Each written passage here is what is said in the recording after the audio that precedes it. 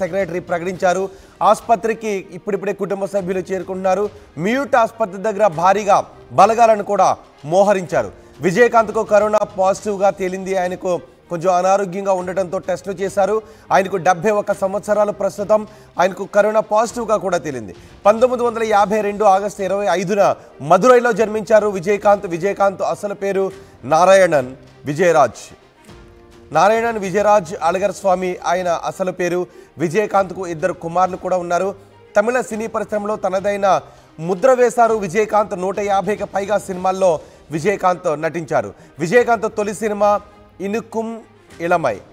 20కి పైగా సినిమాల్లో పోలీస్ ఆఫీసర్గా నటించారు విజయకాంత్. విజయకాంత్ చివరి సినిమా మధుర వీరన్. కెప్టెన్ ప్రభాకర్ తర్వాత విజయకాంత్ కెప్టెన్ అని కూడా పిలిచేవారు. 2005 సెప్టెంబర్ 14న డిఎండికే పార్టీని స్థాపించారు విజయకాంత్. 2006లో తొలిసారిగా ఎమ్మెల్యేగా గెలిచారు విజయకాంత్. 2011లో ప్రతిపక్ష నేతగా ఉన్నారు. 2011-16 వరకు తమిళనాడు అసెంబ్లీలో ప్రతిపక్ష నేతగా విజయకాంత్ ఉన్నారు. విజయకాంత్ మృతి పట్ల పలువురు సంతాపాన్ని వ్యక్తం చేస్తున్నారు. తమిళ నటుడు డిఎండికే చీఫ్ విజయకాంత్ తమిళనాడులో ఆసుపత్రిలో అనారోగ్యంతో కన్నుమూశారు. దీనిపై మరింత సమాచారం మా ప్రతినిధి లోకేష్ అందిస్తారు. లోకేష్, ఏంటి విజయకాంత్కు ఏంటి అసలు అనారోగ్యం? తమిళ స్టార్ అదేవిధంగా డిఎండికే అధినేత విజయకాంత్ గత కొంతకాలంగా కూడా అనారోగ్యంతో ఇబ్బంది పడుతున్నటువంటి సంగతి తెలిసిందే. దాదాపు ఆసుపత్రిలో ఆయన గడిచిన 2 నెలలుగా కూడా ట్రీట్మెంట్ తీసుకున్నటువంటి పరిస్థితి. తాజాగా ఆయనకి కరోనా సోకడంతో చెన్నైలోని మియోట్ ఆసుపత్రిలో చేర్చడం జరిగింది. శ్వాసకోశ సంబంధితమైనటువంటి సమస్య వల్ల విజయకాంత్ వెంటిలేటర్ పైన కూడా ఉంచారు గడిచిన వారం రోజులుగా. అయితే పరిస్థితి పూర్తిగా తాజాగా విషమించడంతో ఆయన కొద్దిసేపటి క్రితమే ఇవాళ వేకుజామున కన్నుమూసినట్లుగా కూడా మనకు సమాచారం ఉంది. దీంతో ఒక్కసారిగా కూడా తమిళ ఇండస్ట్రీతో పాటు రాజకీయ శ్రేణుల్లో కూడా విషాదం నెలకొందని చెప్పొచ్చు. మరోవైపు సోషల్ మీడియాలో పలువురు సినీ పెద్దలు విజయకాంత్ కుటుంబానికి ప్రగాఢ సంతాపాన్ని వ్యక్తం చేస్తున్నారు. ఇక విజయకాంత్ సినిమాల విషయానికి వస్తే హీరోగా పలు విజయవంతమైన చిత్రాల్లో నటించి పాపులర్ అయ్యాడు. అంతేకాదు సినిమాల్లో రాణిస్తూనే మరోవైపు రాజకీయాల్లోనూ సత్తా చాటడానికి తమిళనాడు శాసనసభలో 2011 నుండి 2016 వరకు ప్రతిపక్ష నాయకుడిగా బాధ్యతలు నిర్వహించారు. రాజకీయాల్లో చేరక ముందు అతను సినిమాలో నటిస్తూనే నిర్మాత దర్శకునిగా తన సేవల్ని అందించాడు విజయకాంత్. తమిళనాడులో దేశీయ మార్పోవి ద్రావిడ్ కయుగం పార్టీ చైర్మన్ గా వ్యవహరించాడు విజయకాంత్.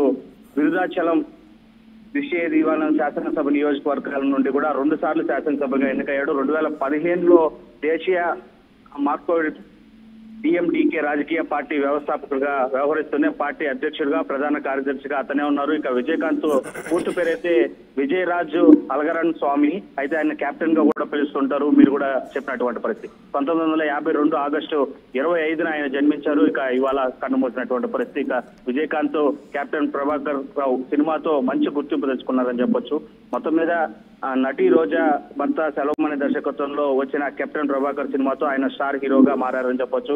ఇక రోజా కూడా ఏదైతే నటి ఉందో విజయకాంత్ తో తొలి సినిమా నటించారని కూడా పూర్తిగా ఇటు తమిళ హీరో అయినప్పటికీ, తమిళ స్టార్ అయినప్పటికీ, రాజకీయ ప్రముఖుడు అయినప్పటికీ తెలుగు వారితో కూడా విజయకాంత్ కి మరింతగా అనుబంధం ఏర్పడిందని మొత్తం మీద ఆయన మరణం ఇవాళ రాజకీయ వర్గాల్లో కావచ్చు సినీ ప్రముఖులతో పాటు ఆయన కుటుంబంలో తీవ్రమైనటువంటి విషాదాన్ని మిగిల్చి వెళ్ళిందని కూడా చెప్పచ్చు. ఏమన్నారు ఆయన అభిమానులు? ఇటు రాజకీయాల్లోనూ ఉన్నారు, అటు సినీ పరిశ్రమలోనూ ఉన్నారు. తెలుగులో కూడా విజయకాంత్ అభిమానులు మనకి కనిపిస్తూ ఉంటారు. ఆయన మరణం పట్ల ఏమంటున్నారు? ఖచ్చితంగా మీరు అన్నట్టుగా ఆయన నటించినటువంటి మూవీస్ అన్ని కూడా అప్పట్లో చాలా పాపులర్ మూవీస్ గా కూడా మనం చెప్పొచ్చు. వాటిని దాదాపు ఇటు ఆంధ్ర బార్డర్ లో ఉండేటువంటి చిత్తూరు జిల్లా, తిరుపతి జిల్లా, నెల్లూరు ఇవన్నీ కూడా చాలా వరకు తమిళ అభిమానులు, తమిళ మూవీ చూసే వాళ్ళు కూడా ఎక్కువ సంఖ్యలో ఉండటంతో ఆయన అభిమానులు ఇక్కడ కూడా ఆంధ్రలో కూడా ఉన్నారని చెప్పొచ్చు.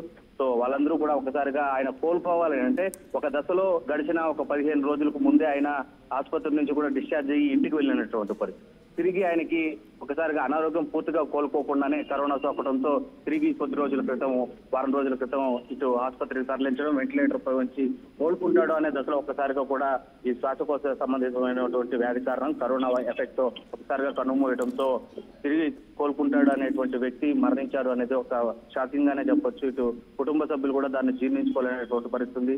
అభిమానులు కూడా చాలా బాధను వ్యక్తం చేస్తున్నారు. మొత్తం మీద మృతదేహం కూడా ఇంటి వద్దకు చేరుకుంటూ ఉంటుంది. చెన్నైలోనే ఆయన స్వగృహంలోనే ఆయన పార్థివ దేహాన్ని సందర్శనార్థం వచ్చేటువంటి పరిస్థితి కనిపిస్తుంది. ఇక